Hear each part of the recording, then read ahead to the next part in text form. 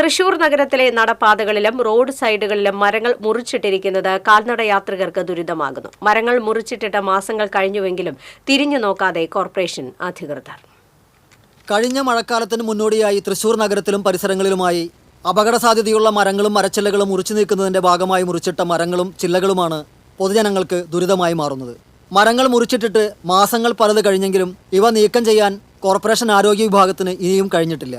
ഇത് പൊതുജനങ്ങളോടുള്ള വെല്ലുവിളിയാണെന്നും മേയർ അടിയന്തരമായി ഇടപെട്ട് മരത്തടികൾ നീക്കം ചെയ്യാനുള്ള നടപടികൾ സ്വീകരിക്കണമെന്നും കോർപ്പറേഷൻ കൗൺസിലർ ജോൺ ഡാനിയൽ ആവശ്യപ്പെട്ടു.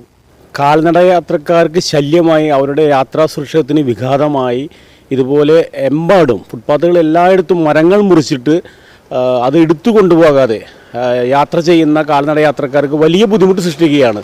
കാൽനട യാത്രക്കാർക്ക് പുല്ലുവിലയാണ് കോർപ്പറേഷൻ നൽകുന്നത്.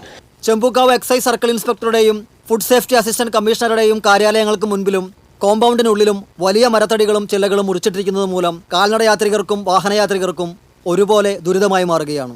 മൃഗശാലയ്ക്ക് മുൻപിലുള്ള റോഡിലെ നടപ്പാതകളിലും വാഹന പാർക്കിംഗ് ഏരിയകളിലും വലിയ മരത്തടികളും മരച്ചില്ലകളും മുറിച്ചിട്ടിട്ടുണ്ട്. ഈ മരങ്ങൾ മുറിച്ച് ഇട്ടതിന് ശേഷം അത് എത്രയോ മാസങ്ങളായി, ഈ മരങ്ങൾ തന്നെ ഒരു വർഷത്തിലധികമായി അവിടെ കിടക്കുകയാണ്. അപ്പോൾ ഇതൊന്നും മാറ്റുവാനുള്ളൊരു നടപടി കോർപ്പറേഷൻ്റെ ഭാഗത്തു നിന്നും ഉണ്ടായിട്ടില്ല.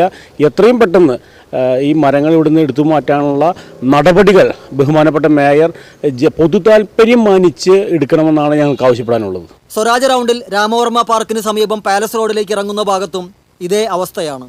നഗരത്തിന്റെ പല ഭാഗത്തും ഇത്തരത്തിൽ വഴിമുടക്കികളായി മരങ്ങൾ മുറിച്ചു കൂട്ടിയിട്ടിരിക്കുകയാണ്. നഗരത്തിലെ നടപ്പാതകൾ ഭൂരിഭാഗവും തകർന്ന നിലയിലാണ്. ഇതോടൊപ്പം വഴിമുടക്കികളായി മരത്തടികൾ കൂട്ടിയിട്ടിരിക്കുന്നത് ജനത്തിന് ദുരിതമായി മാറുകയാണ്. TCV news, Thrissur.